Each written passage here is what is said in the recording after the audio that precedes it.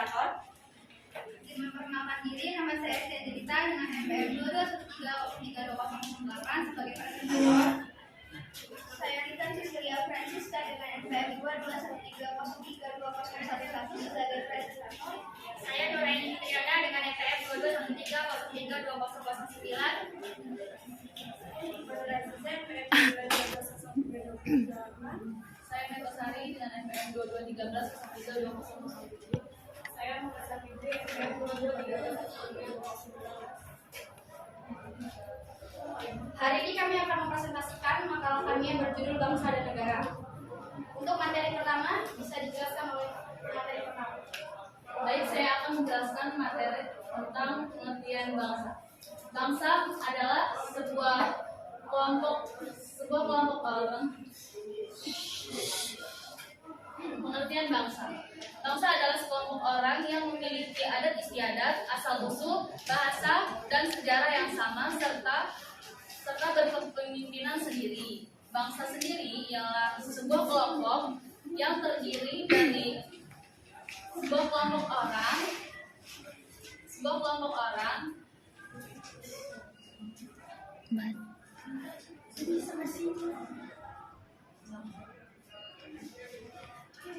adalah sekelompok orang atau bangsa adalah sekelompok orang yang memiliki asal-usul, adat istiadat, bahasa, dan sejarah yang sama dan berkepemimpinan sendiri. Bangsa adalah sekelompok orang yang biasanya disatukan oleh kesatuan bahasa dan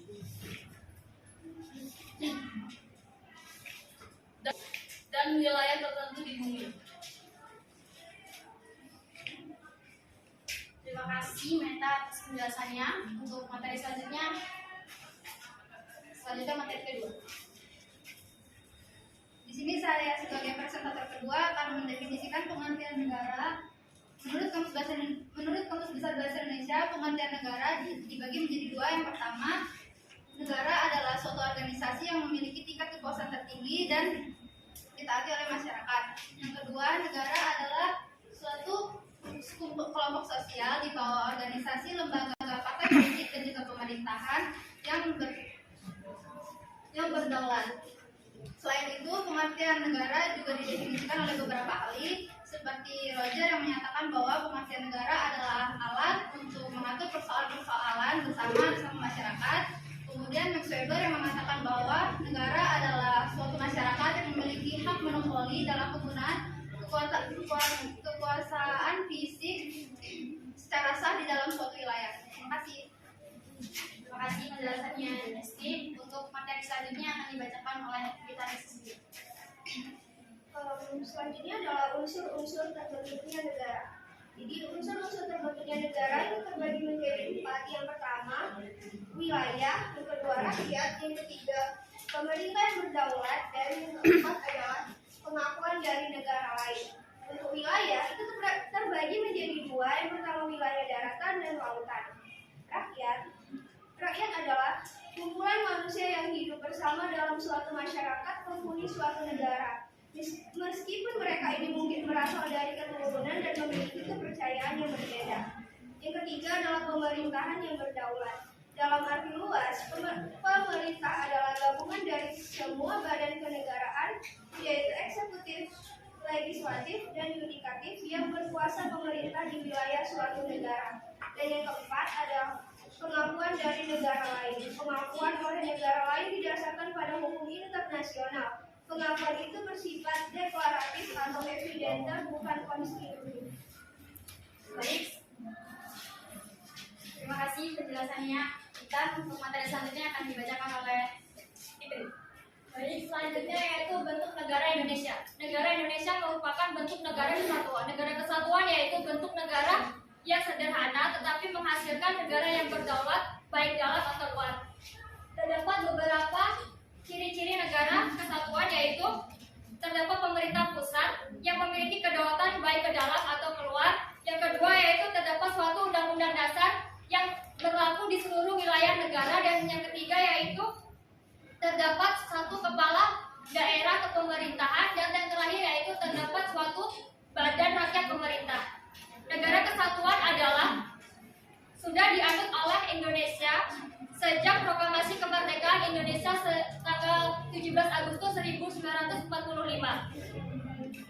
Negara kesatuan adalah bentuk negara yang sifatnya tunggal dan tidak tersusun atau terbagi dari beberapa negara yang memiliki kedaulatan atau terbagi dari beberapa negara yang memiliki kedaulatan dan kewenangannya berada pada pemerintahan pusat. Hal ini sesuai dengan pasal 1 ayat 1 Undang-Undang Dasar 1945 yang berbunyi negara kesatuan Indonesia yaitu berbentuk republik. Dan ayat kedua yaitu kedaulatan berada di tangan rakyat dan dilaksanakan menurut Undang-Undang Dasar. Kedaulatan berada di tangan rakyat artinya Indonesia menganut sistem demokrasi yang dalamnya menjalankan pemerintahannya. Terima kasih penjelasannya Fitri. Untuk materi selanjutnya akan dijelaskan oleh Ima. Baik, selanjutnya proses terbentuknya negara. Asal mula terbentuknya suatu negara dapat dibedakan menjadi 3 proses. Yang pertama secara primer, yang kedua secara sekunder, dan ketiga secara teoritis. Yang pertama secara primer, terjadinya diawali dengan adanya keluarga yang memenuhi kekuasaan masing-masing. Adapun tahapannya yaitu persekutuan masyarakat atau suku, kerajaan, negara, dan negara demokrasi. Yang kedua, secara sekunder, terjadinya suatu negara lebih pada pendekatan nyata atau kenyataan. Terdapat macam-macam asal mula terjadinya negara sekunder yaitu proklamasi, separatis, invasion, sesi, fusi, aktivase, dan penduduk atas wilayah yang belum ada pemerintah sebelumnya. Yang ketiga, secara teoritis. Terdapat beberapa teori tentang terbentuknya negara, yaitu teori tentang sosial, teori kekuatan, teori ketuhanan, teori historis, kedaulatan hukum. Terima kasih penjelasannya Ima. Untuk materi terakhir akan dijelaskan oleh Baik, materi terakhir yaitu proses terbentuknya negara Indonesia. Proses terbentuknya bangsa dan negara Indonesia melalui suatu proses yang cukup panjang. Sejak masa sebelum bangsa asing menjajah Indonesia seperti masa kejayaan Kerajaan Kutai, Sriwijaya, Majapahit, dan kerajaan-kerajaan lainnya. Kemudian datanglah bangsa asing ke Indonesia, maka bangsa Indonesia saat itu bertekad untuk membentuk suatu persekutuan yang disebut bangsa. Sebagai unsur pokok negara melalui Sumpah Pemuda pada tanggal 28 Oktober 1928. Prinsip-prinsip negara Indonesia dapat dikaji melalui makna yang terkandung dalam pembukaan Undang-Undang Dasar 1945. Kita dapat mempelajari serta menelaah dokumen kenegaraan Indonesia. Di antaranya adalah pembukaan Undang-Undang Dasar 1945, terutama pada alinea 1 sampai 3, yang dapat dijelaskan sebagai berikut. Alinea 1 menjelaskan tentang latar belakang terbentuknya negara dan bangsa Indonesia. Alinea 3 menjelaskan tentang kedudukan kodrat manusia Indonesia sebagai bangsa yang religius. Baik, sekian penjelasan dari kami. Jika ada yang ditanyakan, kami persilakan. Dari materi yang sudah dijelaskan tadi mengenai bangsa dan negara, saya ingin bertanya, apa sih bedanya antara bangsa dan negara? Sekian, terima kasih.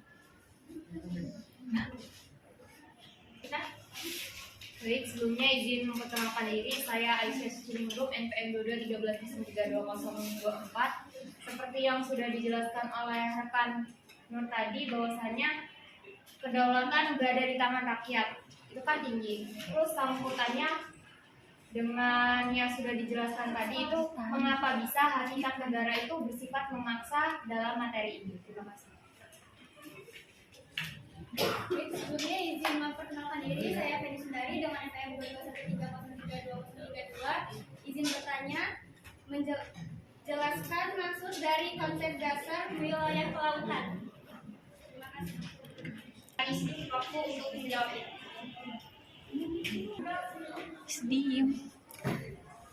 Terima kasih untuk teman-teman semua pertanyaannya. Disilakan kami untuk menjawabnya. Silakan untuk peserta menjawab pertanyaan dari Rodia. Pertanyaannya, apa bedanya bangsa dan negara? Jawabannya, perbedaan negara merupakan suatu organisasi besar yang teratur, sementara bangsa hanya sekumpulan masyarakat. Negara memiliki legitimasi dalam mengatur dan memaksa masyarakat, sementara bangsa tidak.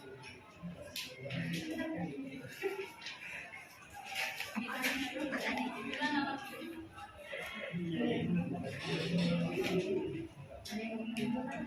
Apakah ada yang mau menambahkan? Ya.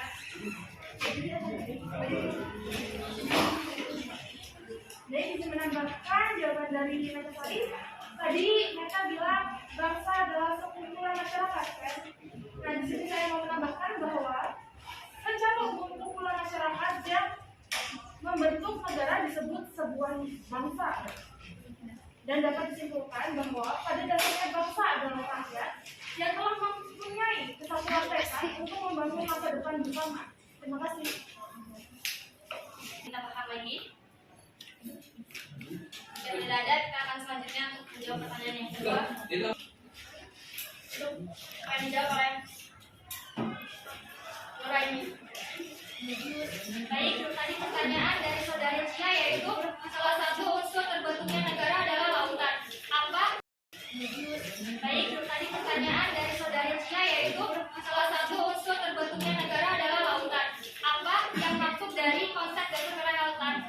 Baik, konsep wilayah lautan itu terdapat dua, yaitu konsep res nullius dan konsep res communis. Konsep res nullius yaitu konsepsi yang menyatakan bahwa laut dapat diambil dan dimiliki oleh setiap negara.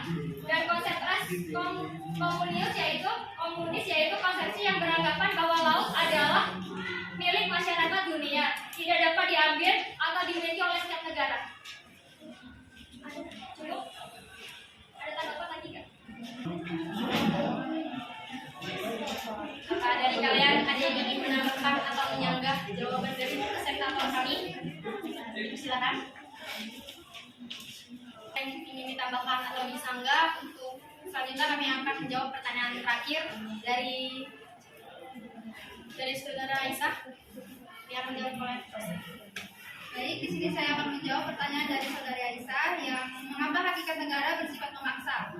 Ini karena setiap negara memiliki kekuatan fisik secara legal yang berarti semua peraturan perundang-undangan yang berlaku harus ditaati sehingga kemakmuran dan ketertiban negara tercapai.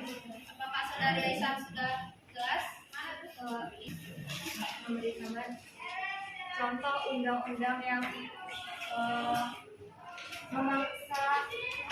Terus dalam hakikat negara itu yang seperti apa? Atau contoh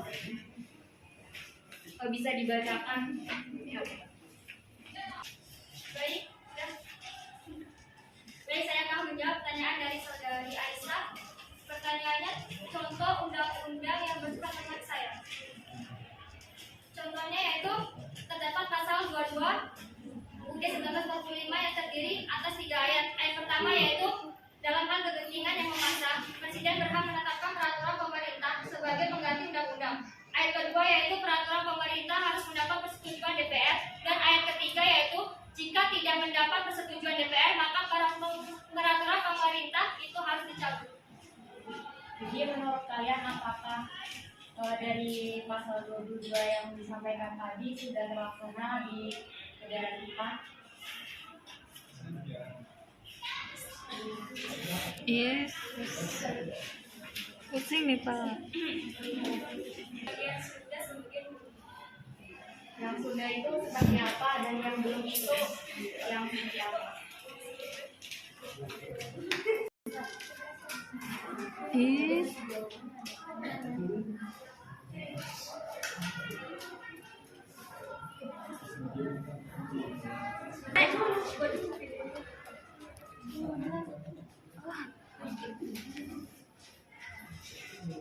Jika ada teman-teman yang ingin menanggapi pertanyaan dari Aisyah, bisa dipersilakan. Menanggapi pertanyaan dari Aisyah tadi, bahwasannya ada yang terlaksana dan belum terlaksana. Kita ambil saja contoh dari anak anggota Ditjen Pajak RI yang sekarang ini. Bahwasannya dia sendiri ada mobil Rubicon yang dia nggak bayar pajaknya. Sedangkan kita rakyat biasa disuruh untuk bayar pajak. Padahal bapaknya sendiri adalah petinggi Ditjen Pajak RI. Itu adalah salah satu contohnya menurut saya. Itu contohnya. Dia kan anaknya nggak bayar pajak, sedangkan bapaknya itu petinggi pajak. Nah, sedangkan kita rakyat kecil harus membayar pajak.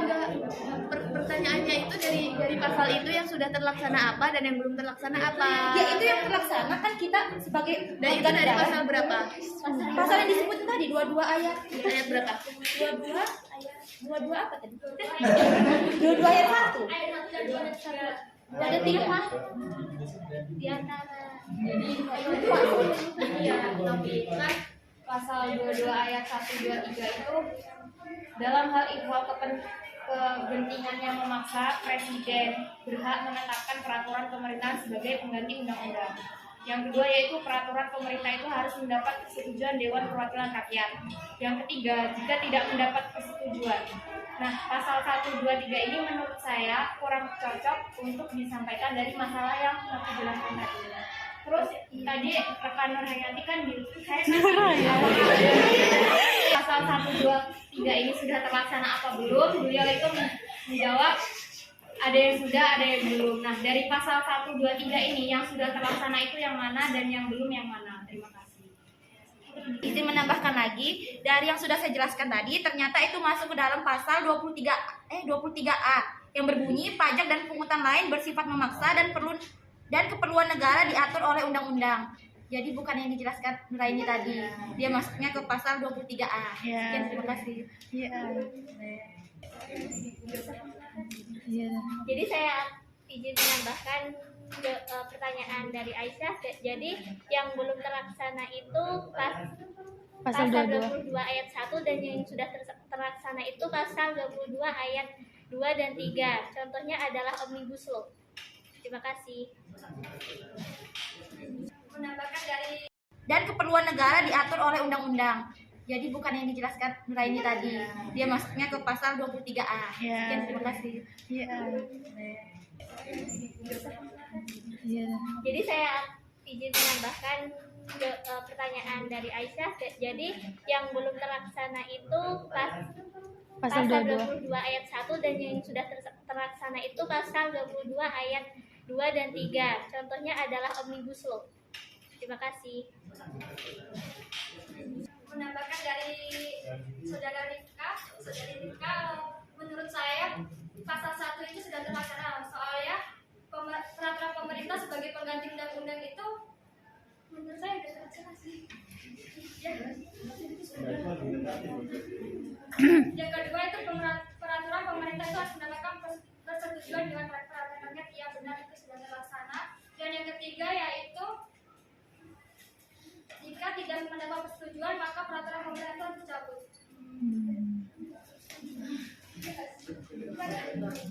Belum sih.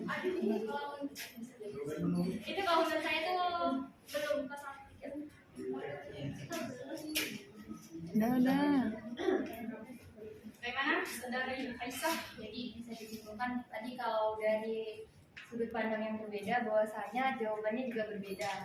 Kalau dari saudara Rinka yang belum terlaksana itu pasal 1, kalau dari saudara pemateri itu yang belum terlaksana pasal 3. Jawabannya subjektif. Udah. Terima kasih. Sekian pembahasan dari kami. Dapat disimpulkan bahwa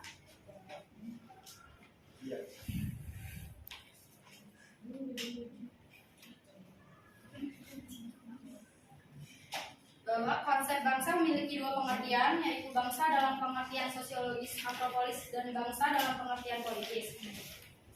Negara adalah suatu wilayah di permukaan bumi yang kekuasaannya baik politik, militer, ekonomi, sosial maupun budayanya diatur oleh pemerintahan yang berada di wilayah tersebut. Secara umum dalam konsep teori modern dan negara terbagi ke dalam dua bentuk, negara kesatuan dan negara serikat. Sifat negara secara umum yaitu sifatnya memaksa, memonopoli, dan sifat mencakup semua. Sekian dari kami. Terima kasih atensinya teman-teman. Kami akhiri. Wabillahi taufiq wal hidayah. Wassalamualaikum warahmatullahi wabarakatuh. Waalaikumsalam warahmatullahi wabarakatuh.